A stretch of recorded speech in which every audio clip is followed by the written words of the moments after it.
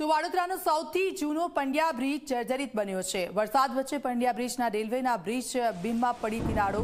બીમના નીચેના ભાગમાં ઉખડી ગયા સિમેન્ટના પણ પોપડા। પાટા પરથી ટ્રેન પસાર થાય ત્યારે બીમમાં ધ્રુજારી આવે છે, ત્યારે બીમની તિરાડોને કેમિકલ લગાવીને પૂરવાનું કામ શરૂ કર્યું છે। બીમ અને કોલમ જર્જરિત થયા હોવાનો કોંગ્રેસના કોર્પોરેટર અમીબેન રાવતનો દાવો છે। સ્ટ્રક્ચર સ્ટેબિલિટીનો રિપોર્ટ કઢાવી તાત્કાલિક સમારકામ હાથ ધરવામાં આવ્યું છે અને જરૂર પડે તો બ્રિજ પર વાહન વ્યવહાર બંધ કરવાની પણ માંગ કરી છે। ત્યારે સવાલ એ થાય છે કે રેલવે તંત્ર ક્યારે બ્રિજનું સમારકામ કરશે। તો આપ જુઓ પંડ્યા બ્રિજ કે જે જર્જરિત બની ગયો છે, શું પરિસ્થિતિ છે પંડ્યા બ્રિજની। વરસાદ વચ્ચે આ પંડ્યા બ્રિજ અને ત્યાં જર્જરિત બની ગયો છે, જે તિરાડો પડી છે। જરૂર પડે તો બ્રિજ પર વાહન વ્યવહાર બંધ કરવાની પણ માંગ ઉઠી છે। આટલો જર્જરિત બ્રિજ છે તેમ છતાં પણ તેના પર વાહન વ્યવહાર હજી પણ શરૂ રાખવામાં આવ્યો છે।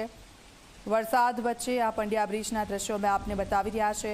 સતત તેને લઈને કોંગ્રેસ તરફથી માંગ પણ કરવામાં આવી છે। સ્ટેબિલિટીનો રિપોર્ટ કઢાવી તાત્કાલિક સમારકામ હાથ ધરવામાં આવે તેવી માંગ કરવામાં આવી છે।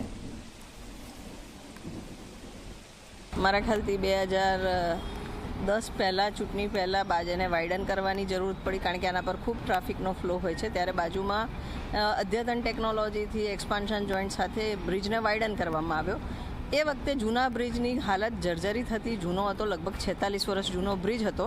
ત્યારે એને સ્ટ્રેન્થનિંગનું કામ કરવામાં આવ્યું હતું, પણ આજની તારીખમાં આપ જોશો તો અનેક જગ્યાએ એમાં કોલમ ને બીમમાં સીપેજ દેખાય છે, એમાંથી પાણી જમે છે।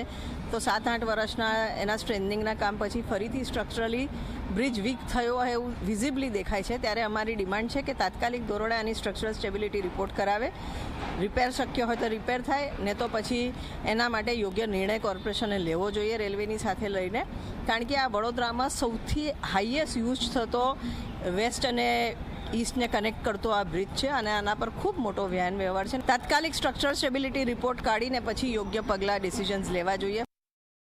જે બ્રિજ છે, જે બ્રિજના પિલ્લરો છે એનું ખરેખર સિમેન્ટ નીકળી આવતું હતું અને તંત્રે એને પંચર કરીને અંદર કેમિકલ ભરેલું છે અને ઘણા બધા બ્રિજ છે કે બોટમથી પણ ખવાઈ ગયા હતા, જેના કારણે અમે ગઈકાલે સુપ્રિન્ટેન્ડન્ટને મળવા ગયા હતા અને સુપ્રિન્ટેન્ડન્ટની સામે આ વાતની રજૂઆત પણ કરી છે અને એમને બધા વિડીયોઝ પણ અમે બતાવ્યા, એ આગળ રજૂઆત કરશે। મુદ્દાની વાત છે કે જે પ્રમાણે અટલ બ્રિજ બન્યા પછી આ બ્રિજનું ભારદારું વધી ગયું છે, રોજે લાખોની સંખ્યામાં લોકો અવરજવર કરતા હોય અને ઘણીવાર તો મોટા વ્હીકલ જાય એટલે બ્રિજ આખો વાઇબ્રેશન કરતો હોય, તો આ એક ખૂબ સાવચેતી રાખવાની એક તક છે। જે પ્રમાણે સરકારશ્રીને હું વિનંતી કરીશ કે જે પ્રમાણે નવાનો બ્રિજો પડી રહ્યા છે તો હોય છે કે આની કદાચ આવડતા પતી ગયું હોય તો આનું વહેલી તકે સમારકામ કરીને યોગ્ય પગલાં લે, જેથી કરીને કોઈ મોટી હાનિ ન થાય।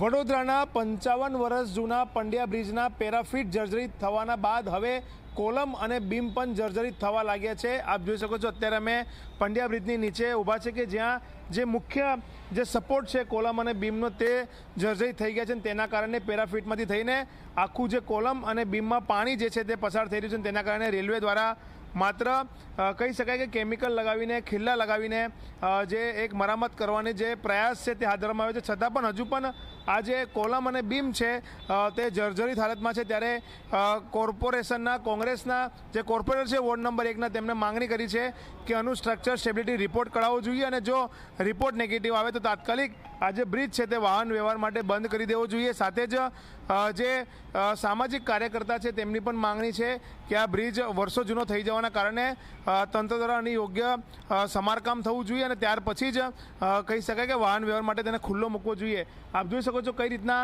અહીંયા આખું જે બ્રિજનું કોલમ અને જે બીમ છે તે બંને જર્જરિત થઈ ગયા છે। સાથે જ ત્યાંનો પણ હું તમને ભાગ બતાવવાની કોશિશ કરીશ કે જે ભાગ પણ આખો જર્જરિત થઈ ગયો છે અને એ જર્જરિત થઈ જવાના કારણે ક્યારે પણ કોઈ મોટી દુર્ઘટના સર્જાઈ શકે તે પ્રકારની પરિસ્થિતિનું નિર્માણ થઈ શકે છે। સામે તમે જે જોઈ શકો છો કે આ રેલવે ટ્રેક છે અને રેલવે ટ્રેકની ઉપર જ આ ગર્ડર નાખીને આખું આ જે સપોર્ટ છે બીમના આધારે તે આપવામાં આવ્યું છે અને તેના કારણે ક્યાંક ને કહી શકાય કે આખું આ જે છે તે જર્જરિત હાલતમાં હોવાથી ક્યારે પણ કોઈ મોટી હોનારત સર્જાઈ શકે તેવી પરિસ્થિતિ થઈ શકે છે। ત્યારે રેલવે અને કોર્પોરેશન તંત્રએ સંકલન કરીને તાત્કાલિક ધોરણે આ જે ભાગ છે તેનું સ્ટ્રક્ચર સ્ટેબિલિટી રિપોર્ટ કરાવવો જોઈએ અને રિપોર્ટ જો નેગેટિવ આવે તો તેના માટે વાહન વ્યવહાર બંધ કરાવીને તેનું સમારકામ હાથ ધરવું જોઈએ, જેના કારણે કોઈ મોટી જાનહાનિ કે મોટી હોનારત થતાં અટકી જાય। કેમેરામેન મુકુંદ દવે સાથે રવિ અગ્રવાલ, ઝી મીડિયા વડોદરા.